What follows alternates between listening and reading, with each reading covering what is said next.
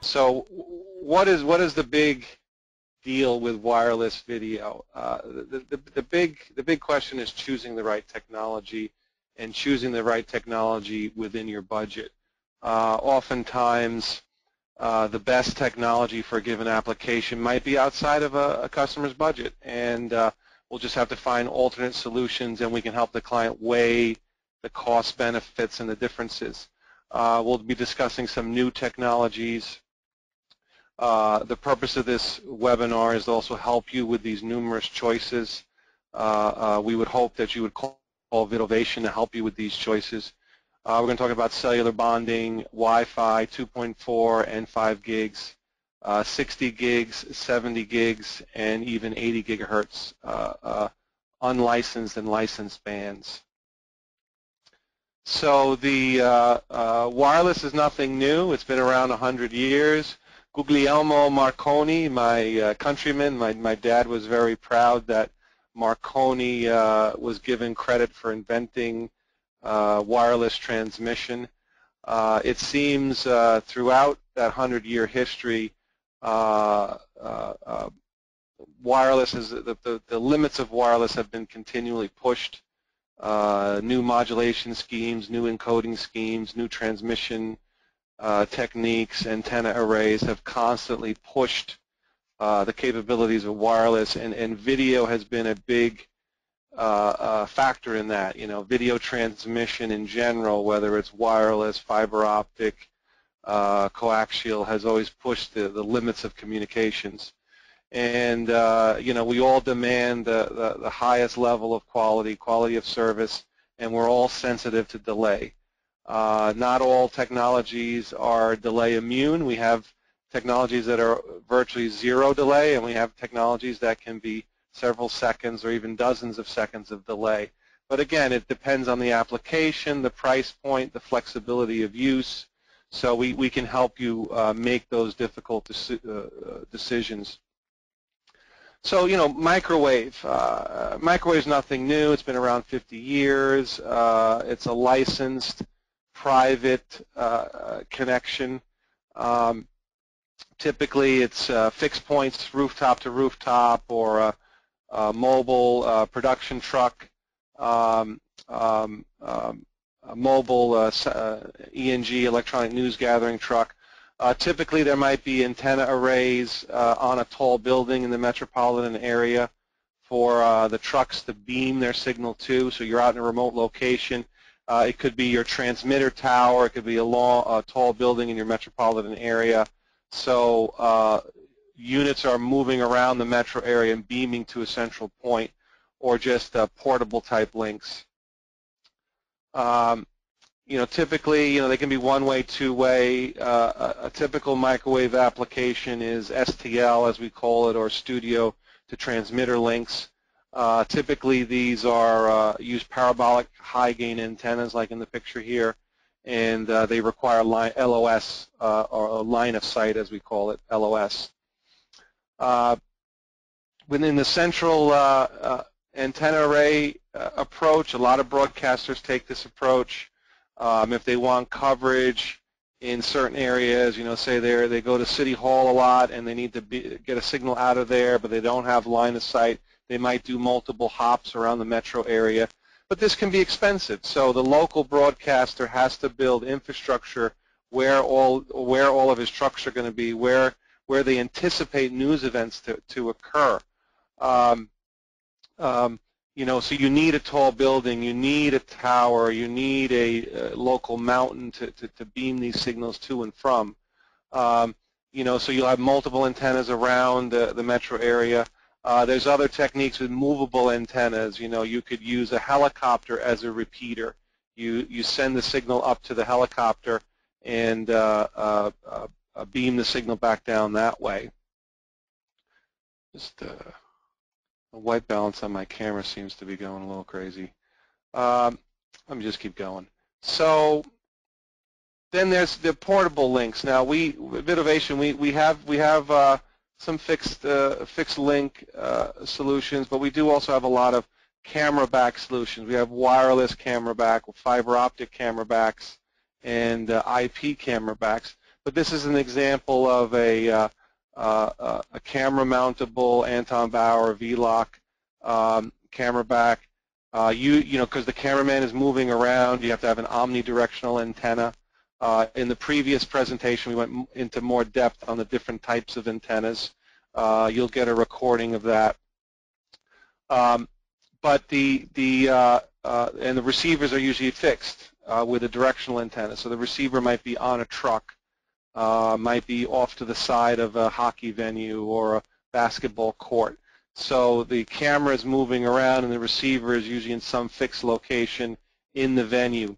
We also have techniques where we can distribute the antenna, or it's called distributed antenna system, where there's multiple antennas that are connected together either via coax or RF over fiber.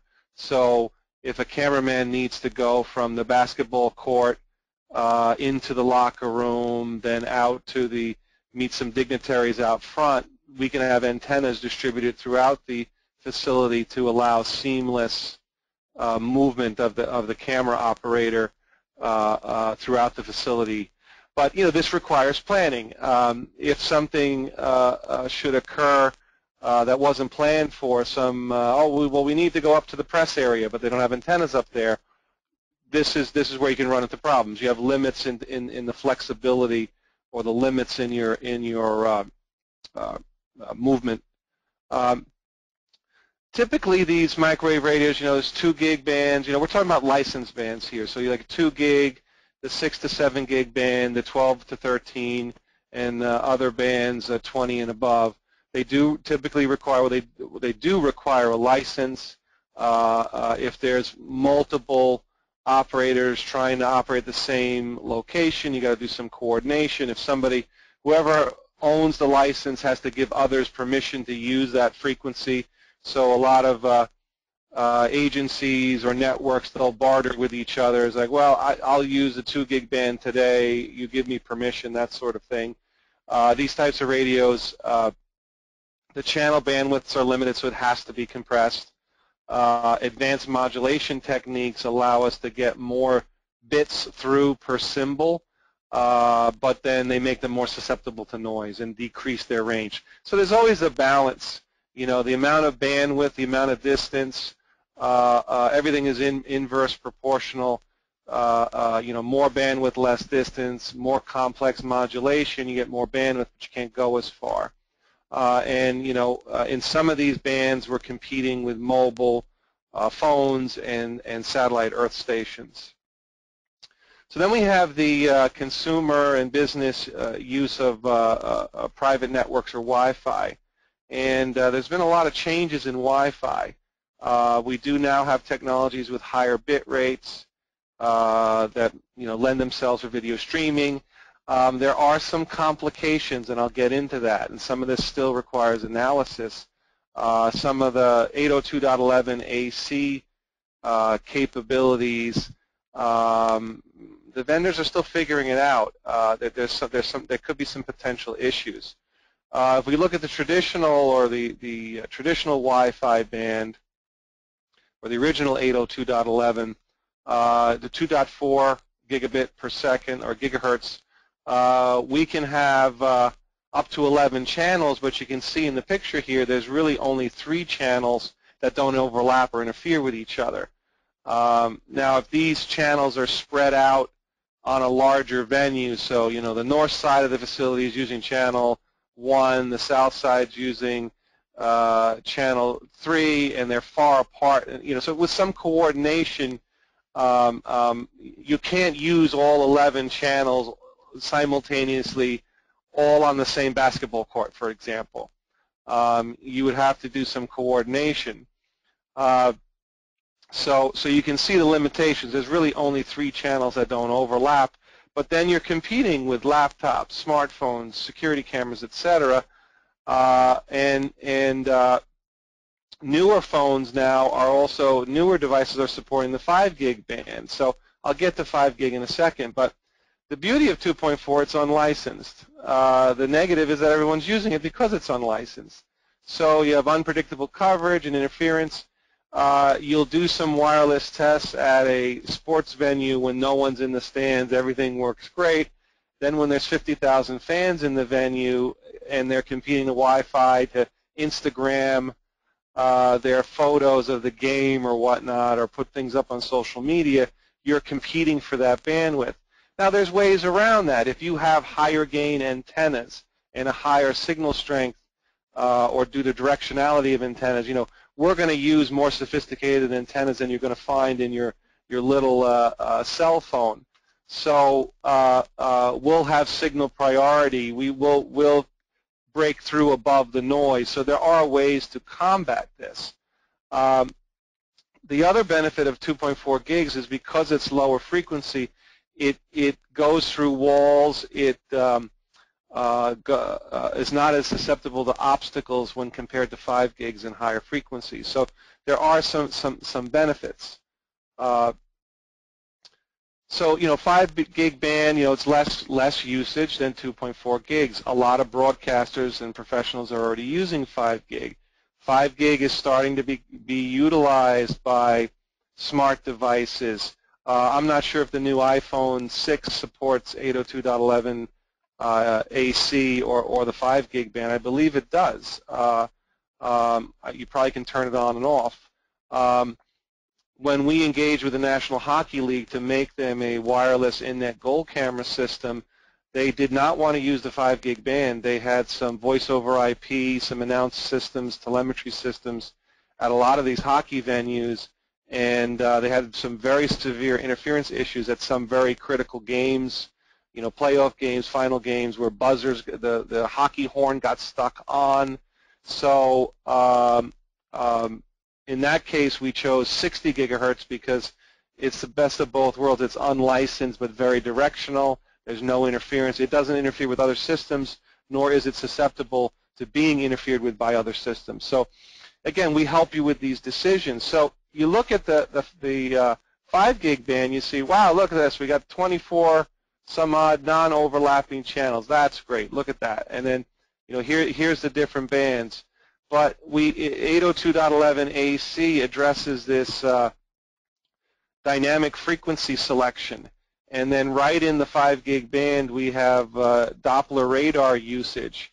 And the 802.11 AC spec states that if radar is detected by any device or router, it has to shut down within 500 milliseconds. And the router has to detect 5 microsecond wide Doppler radar pulses. So it's very complicated. So some vendors actually recommend avoiding this band entirely, just to stay away from it. So we don't interfere with radar. So you see here 802.11. We typically had these nice 20 megahertz channels. So we had to compress our video down to 20 megs and fit it into these channels, or compress it down and go into these 40 meg channels. You can see the new spec, the 802.11 AC, offers these 80 meg and 160 meg channels. But if we look at the footprint of the dynamic frequency selection, if we want to avoid that, we have no access.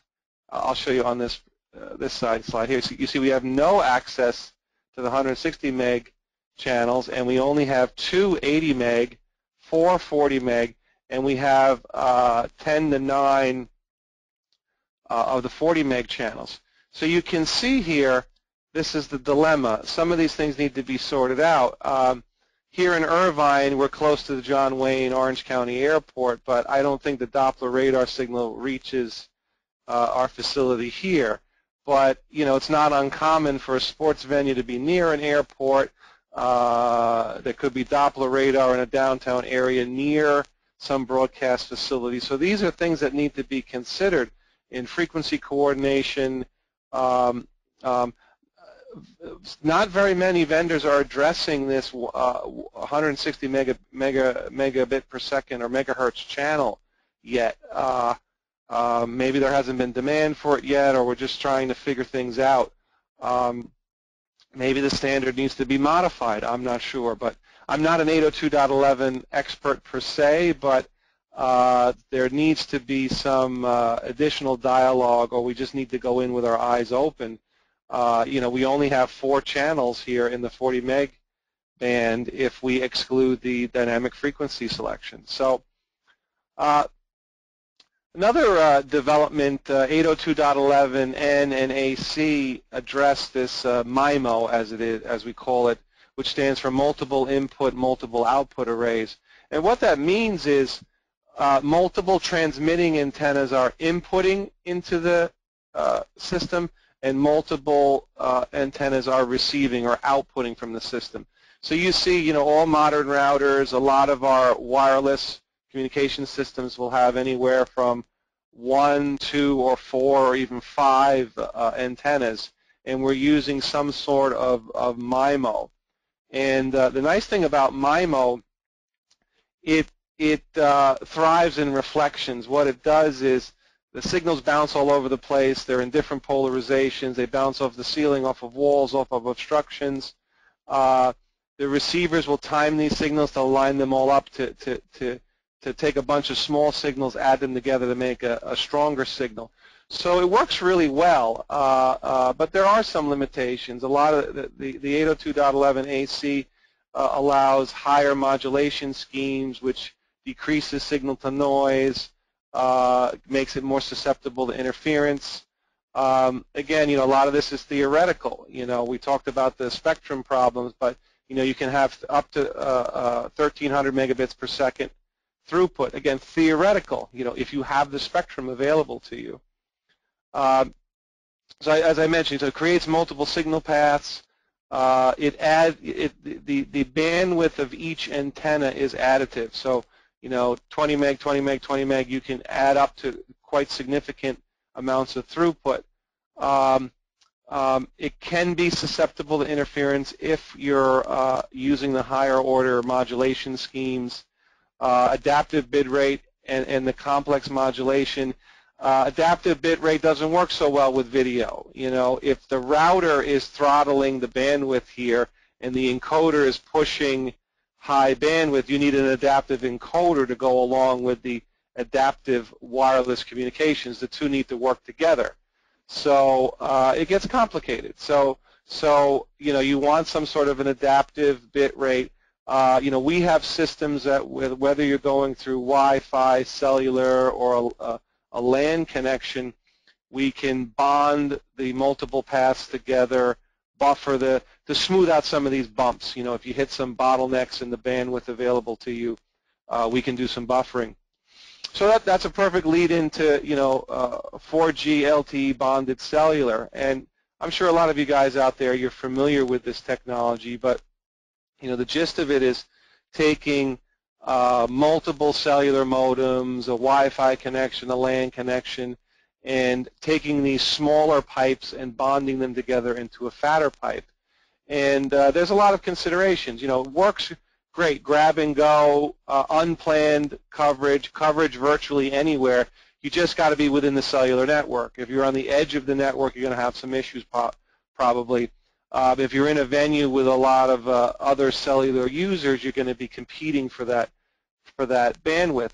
But what we've seen is, a typical cellular backpack will have 6 or 7 modems in there. Each modem will easily grab a couple of hundred kilobits per second. You aggregate that together, you can get a couple of megabits per second stream going. If you get a 4G LTE connection on multiple modems, you can get a 10 megabit per second or more signal out. So works really well. Bandwidth obviously is important, but latency tends to be an issue, and more importantly, latency differential. If you got 5 modems cranking along really fast, and a 6th modem has a strong signal, strong connection, but has a lot more latency than the other 4, it's actually going to slow down the other lanes because you have to buffer for the weakest link. Whatever the slowest path is, the other packets got to wait for those packets to arrive. So, so sometimes the algorithm will say, like, hey, look, I got a strong signal on modem number 5. Why isn't that transmitting? Well, you got to look at the latency number. It might have a very high latency, so it's better off shutting down that modem or not using that modem temporarily till its latency issue sorts out.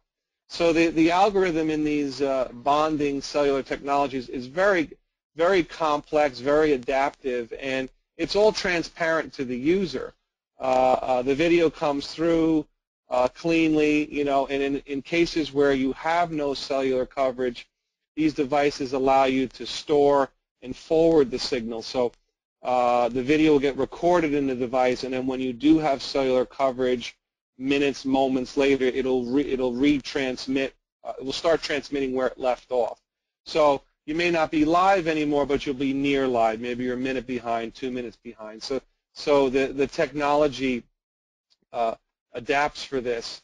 What a lot of broadcasters do is they're like, well, typically there's a 2 or 3 second latency. If someone's in a really, really bad area, they can have buffering up to 20 seconds. And the control panel for these devices, the technical director, the producer can look at the latency. So the anchor is going to be like, okay, in a second we're going to go to Bob in downtown. He's at the 5-alarm fire.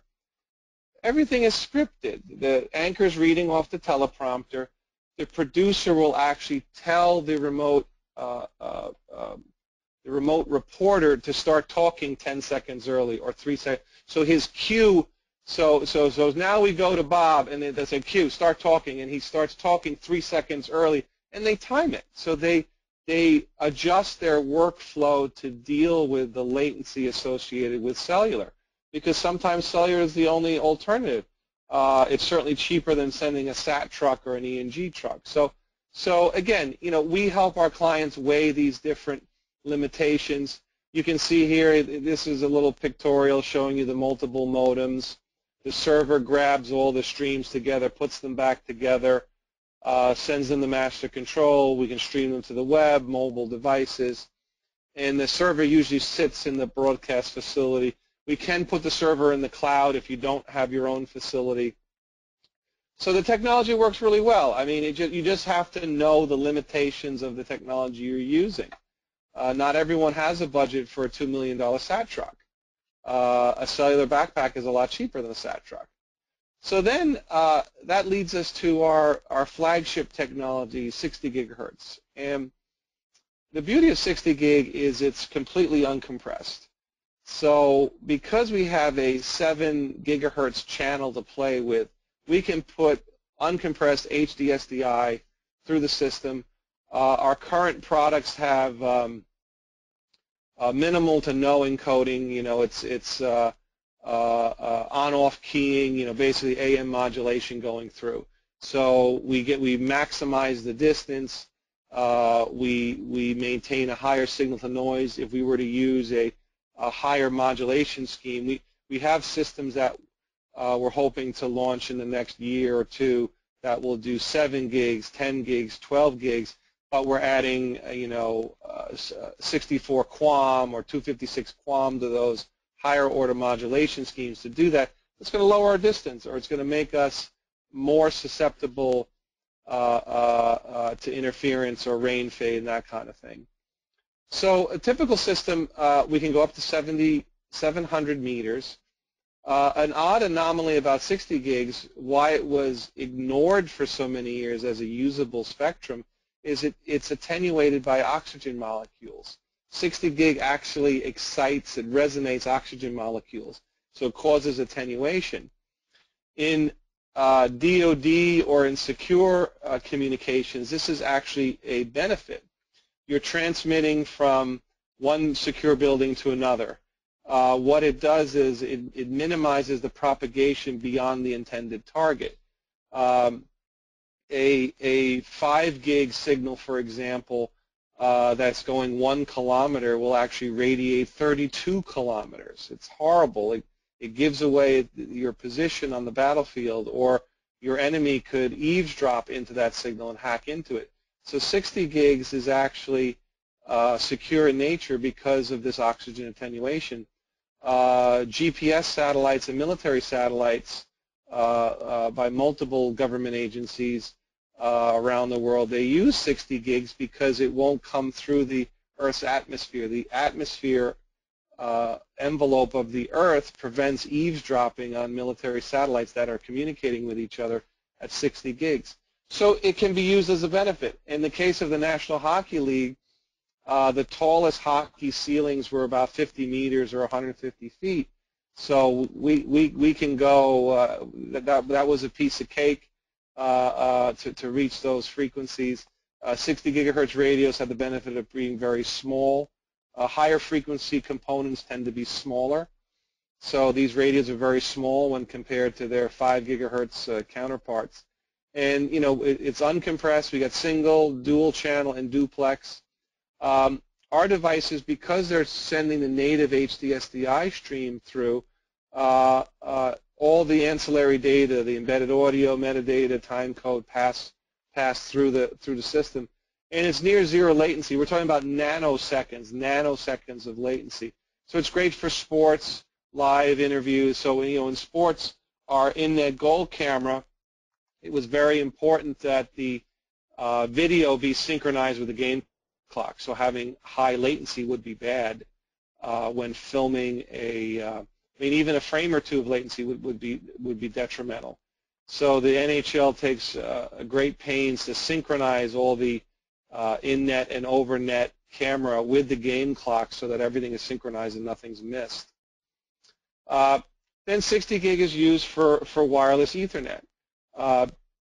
There are other wireless radios out there that are less expensive, but you got to read the fine print. They'll be like, well, we're gigabit Ethernet. They have a gigabit Ethernet PHY or physical connection, but the actual bandwidth through the device is 300 to 400 megabits. So the radio is not giving us a true gigabit Ethernet connection. We like to call our wireless radios like wireless fiber optic cables. It's like running a fiber through the air wirelessly, or it's a wireless cable going through the air, because it's full bandwidth. There's no funny business. 1.25 gigabit per second, full duplex. There's no throttling down. You know, other links are 300 to 400 megs. Other links may achieve 1.25 gigs, but they're using multiple channels bonded together. And if you're streaming video, you can get latency differentials between those channels. You know, again, you can do load balancing. For IT communications, it's okay, but it's really not good for video or high-frequency trading, and I'll get to that in a second. So it's a true 1.25 gig full duplex channel going through the air. It's like a fiber through the air. It's actually faster than a fiber through the air. So extremely low latency, nanoseconds. So wireless is a great alternative when fiber is not available or it's too expensive to dig up the street. You know, we just did a project for the Carolina Panthers in the NFL. They wanted to get some beauty shots of the stadium, and crowd shots, reaction shots, wide shots of the field to a studio a few blocks away. And we put one of our integrators, the fiber group, put in a 60 gigahertz radio on the edge of the stadium, and we beamed it to the television production studio a few blocks away. The system works great. It's too bad the Panthers didn't make it further, but they had a good season. So they were very happy with the solution. Worked really well, and you know, running a fiber would have been extremely expensive. They would have to dig up, you know, multiple city blocks or lease a dark fiber from someone. So this system will just work indefinitely going through the air. It's just as good as a fiber, if not quicker than a fiber. So you know, high-speed networks is an obvious choice. A lot of this technology is used for cellular backhaul, getting the bandwidth from a cell site back to the phone company's central office. And then, as I mentioned, it's high-frequency trading. So there was an episode on 60 Minutes a few months ago, and they were talking about the high-frequency trading. Basically what happens is when somebody puts in a large order to sell or to buy 100,000 shares, say brokerage house puts in an order, I want to buy 100,000 shares of Apple computer.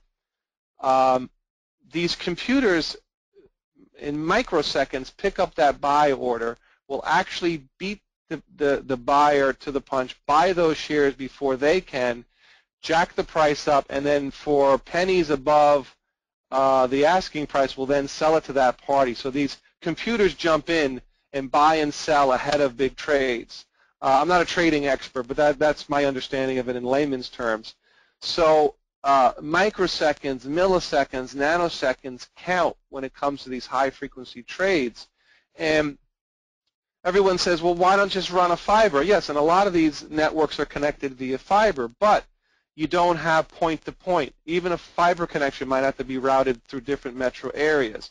It'll have to hit data centers, routers, switches, things that will slow it down. If you could run a fiber from your brokerage house to the stock exchange in New York, that would be great. But even fiber, if you did have a direct run, it's 186,000 miles per hour in a vacuum. That's the speed of light. Light through fiber is about 2/3 the speed. If you take a mile of fiber, that translates into about 8 microseconds. So it starts to add up. If you have a wireless connection, rooftop to rooftop, or if you don't have line of sight from your brokerage house to the stock exchange, you could do multiple hops, building top, building top. So after 9/11, a lot of the brokerage houses, they lost family members, they lost lives. It's very tragic. A college buddy of mine lost his life in 9/11. But when the buildings came down, all these brokerage houses had nowhere to work. So they opened up shop across the river in New Jersey or across the river on Long Island, and a lot of them are still within line of sight of the stock exchange. So they'll put these high-speed wireless links going a few miles across the river, and they can make a trade transaction can go through in nanoseconds instead of microseconds. And when you have thousands or millions of dollars of stock trades happening, every penny counts, every nanosecond, every microsecond counts. So I have a white paper on our website that talks about that if you're interested, the high frequency trading. So then we have 70 gigs. Now, so the beauty of 70 gigs is that, again, pluses and minuses, benefits versus possible detriments. 70 gigs is great because you don't have the oxygen attenuation. So we can go up to 2 to 5 kilometers. But the FCC has some licensing. Now, it's lightly licensed. Now, what does that mean? So for a few $100s a year, you have to register the address that you're transmitting from and the address you're receiving from. What the FCC wants to make sure is that these 60 gigs, as I discussed in part 1 of the wireless presentation here, these 60, 70, and 80 gig radios, it's very short wavelength. They're very narrow beams.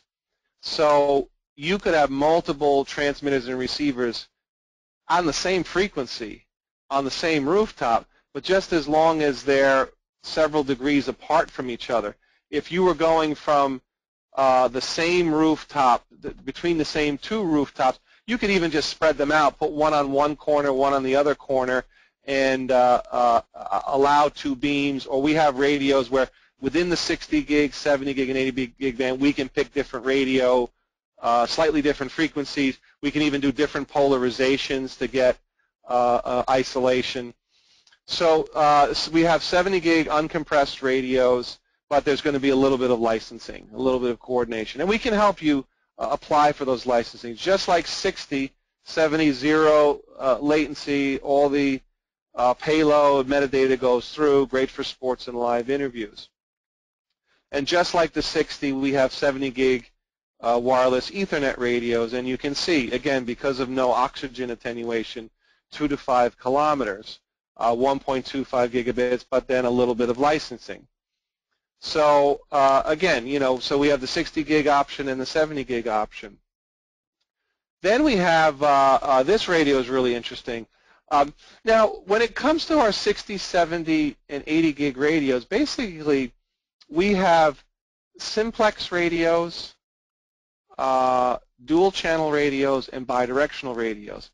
Basically what we do is whether it's a bidirectional Ethernet radio or bidirectional video radio, the RF radio part is the same. What we do is we put a different front end in, so there'll be an HDSDI input and output or an Ethernet port. And actually the Ethernet is usually done through fiber on these devices. We have a multi-mode or a single-mode fiber optic connection for you here. So we have the flexibility.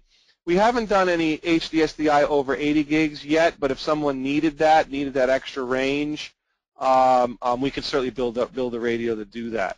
Now the beauty of the 70 and 80 gigs, we can do, it's a dual band radio, so basically it's a 70 gigahertz duplex circuit and an 80 gigahertz duplex circuit running together in the same housing. It is 2 channels though, so we're aggregating the bandwidth over 2 pipes. So you know, we need to do some load balancing through there. You could still put video through there, but you know, you probably want video on one path. You know, each video, you wouldn't want to split your video payload over 2 paths, or we just make sure that we bond those 2 paths together. So you can see here, by having the 2 channels, we can push 2.5 gigs. We can do 2 to 5 kilometers, extremely low latency. So again, you know, whether it's cellular backhaul, your high frequency trading, or theoretically we could push video through on this as well. You know, this may help us out when we want to try to push, you know, maybe we can compress a 4K stream down to 2.5 gigabits per second and have, like, you know, a near lossless transmission of 4K over this type of radio. That might be a migration path. Or we would do more complex modulation schemes to get 10, 12 gigabits per second through this type of technology. So here we go. Here's a little selector guide. There's a lot of information on here, and I'll kind of give you guys a quick overview. So over here we have your more traditional, your fixed microwave, your portable microwave. We have solutions for this. You know, there's a lot of different approaches. If you're interested in something in this area, we can call and make some recommendations. Obviously, you know, at Vidovation, we strive to solve our customers' pains and frustrations. You have a pain or frustration with wireless communications. You're tired of dropouts. You're tired of high latency. You're tired of poor signal quality. Hopefully we can help you. If we can't help you, we'll make a recommendation to someone that can. You know, and you know, if you share your budget with us, you know, we're not going to spend your money, and you know, if you can only afford a $5,000 system, you know, we'll make a $5,000 system work for your application.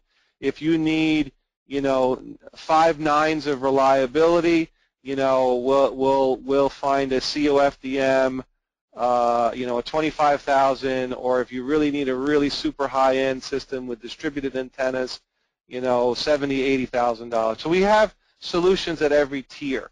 So through the discovery process, through the questions we ask, and frankly the questions you ask of us, we'll figure out together what's the best solution at your given budget and price point for your application. You know, again, you know, we may go in thinking wireless is the best solution. You know, we might figure out, look, let's just run a fiber, or run a fiber part of the way, or distribute the antennas over fiber. So here we have our fixed wireless and our more traditional microwave. There is these systems tend to be more expensive. Yes, there is a license. Some of them are portable, some are not. Again, everyone's definition of portable is different. Some people's definition of portable is it fits on a backpack. Others' definition of portable is that it fits in a crate that is shippable by FedEx, and you don't need a freight forwarder or a helicopter to lift it. So the definition of portable varies for each application. Then our VidoLink COFDM and VidoLink 5G links, you know, they kind of fit in this Wi-Fi spectrum, whether it's 2.4 or 5 gigs. And there's either light to heavy compression, again, it depends on the application or the product, lower upfront costs, no recurring costs, And in the in the case of Wi-Fi bands, there's no licensing fees. They're usually highly portable, omnidirectional, or with a dish. Then we got our bonded cellular. I mean, when it comes to universality or flexibility, bonded cellular is probably your best approach. But there are recurring costs. You have to pay per bandwidth. You know, unfortunately, Verizon, AT&T, Sprint, and T-Mobile don't give away bandwidth for free. It's not like going through the air. You know, if it's an unlicensed band, it's free transmission. If it's licensed, there'll be some fees. But, you know, so lower upfront costs or medium upfront costs, but then you got to pay some recurring fees. And then you'd need to be within the cellular band, and it's typically omnidirectional antennas. Then with the 60, you know, we have some small, lightweight systems that will do ASI, HDSDI, and Ethernet, you know, one or the other, not all combined. Same thing with the 70 gigs. And then there's dual band 70, 80 gigs. Just right now, it's just Ethernet only. These systems have no compression. Medium costs to high costs, no recurring costs. Well, yeah, there are some recurring costs here when it comes to the licensing, so maybe that needs to be changed. This is actually a typo here. There is licensing here. These two should have licensing. So yes, there's licensing and there's costs associated. So you know, this is a little. I'll fix that when we're done. There's a little typo there. So these are the things that we help you weigh out the choices. When it comes to these radios too, we have the choice of horn antennas and the parabolic dishes. Parabolic dishes usually have more gain, but they're bigger. And if, in the case of hockey, putting a parabolic dish in the hockey goal was not a choice. So we used a little thimble, little horn, tiny little horn. It's about, you know, like an oversized thimble. We were able to get 7 or 8 dBs of gain. It had a wider 20-degree envelope, so when the hockey goal moved, we could remain locked with the stationary receiver above. So, you know, when you think of 60, 70, and 80, you think of stationary targets, but antenna towers can sway. Buildings definitely sway in high wind. So you want to have a little bit of envelope there. You know, even though these beams are narrow, when you go a kilometer or so, the beam spreads, and that works in our favor. So if the buildings are 5 kilometers away and they're swaying, the beams, we would design the system so the beams are wide enough so they maintain lock. So these are the things we help you with. And then architecturally, you know, some buildings may not want a parabolic dish on their building, and a horn antenna is lower profile. So these are the things that we can help you, the different trade-offs. So, you know, what is the purpose of this webinar? What is the mission statement of Vidovation? What is the purpose of Vidovation? Well, we're helping our clients choose the best solution for their application. If we don't have a solution within their budget or that meets their application, we'll apologize and make a referral and send them to someone that can. You know, we have a vast network of vendors and partners that we can reach out to solve your problems. You know, we are very conscious of everyone's budget out there. You know, we're not, some vendors will try to take a square peg, fit it in a round hole, try to charge $50,000 when the client only has $25,000 to spend. That's not good business. That's not a way to have repeat business. That's not a way to be a trusted advisor, trusted consultants, trusted engineering, and a trusted problem solver. So I mentioned a lot of technologies today. So what a lot of broadcasters will do, or what we'll recommend broadcasters to do, is they'll use a combination of technologies. So you'll see quite often, if it's an important event, a SAT truck, a 60 gig wireless link, some cellular usage, some 5 gig usage, and they'll use the different technologies for redundancy, diversity, and backup. What we've found when working with engineers, their biggest fear is choosing the wrong technology, and it can be very painful and very costly. In some cases, engineers are afraid to lose their job by picking the wrong technology. It's difficult to make these types of decisions. So we hold our clients' hands throughout the process. We help them pick the right technology, choose the right technology. We help them to make these painful decisions. Here's some of the questions that are typical that we will ask when engaging a client when it comes to wireless. So how do we choose the right technology for the application? So a big question is, what is your deployment or setup time prior to use? Are we just grabbing and going at a moment's notice in unpredictable locations, or is there a set schedule? Is it a set sporting event? Is it a set press conference? Is it a set Democratic or Republican convention? That sort of thing. Does it have a schedule, a time, and whatnot? Or if there is no schedule, is it breaking news type situations where we just need to grab and go? Do we have access to licensed technology or unlicensed technology? Does the system need to be portable, or will it require complex setup that we need to get in there the day before to set up an elaborate antenna array system? Or is it a permanent installation? Is it part of the venue? In the case of the National Hockey League and the goal cams, this is now part of the permanent infrastructure. The receivers are above each goal. There's fiber optic distribution network that brings the video back to some encoders, and the video is streamed over an MPLS network to Toronto, New York, and Hauppauge when it comes to hockey. So is it a temporary setup, portable setup? If it's temporary, is it a complex setup, or does it need to be quick, get in and out? So, grab and go versus complex cabling and antenna setups and that sort of thing. So again, these are the questions we're going to ask you. These are the potential bottlenecks or pain points that we're going to discuss with you, and we'll help you make the right decision. And at the end of the process, we hope you'll buy something from us, but if you choose not to, we'll have helped you not make a mistake along the way. Another common question is, what is the camera coverage area? Again, is it planned? Are you only going to be on the 50-yard line up and down the field for football? That's the only place you're going to go? Are you going to run out on the field for a coin toss? Are you going to go into the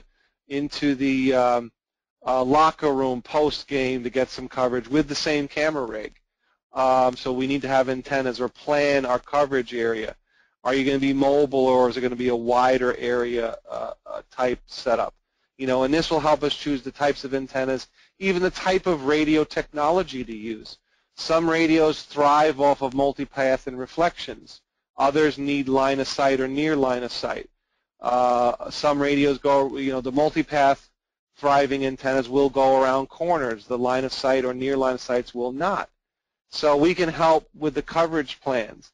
How often will the system be used? Are you using this every day, or is it like, once a month, or, only at home games, not away games? So we can help you with, are recurring costs an option, or do you need to cap those recurring costs, or you want one-time type costs?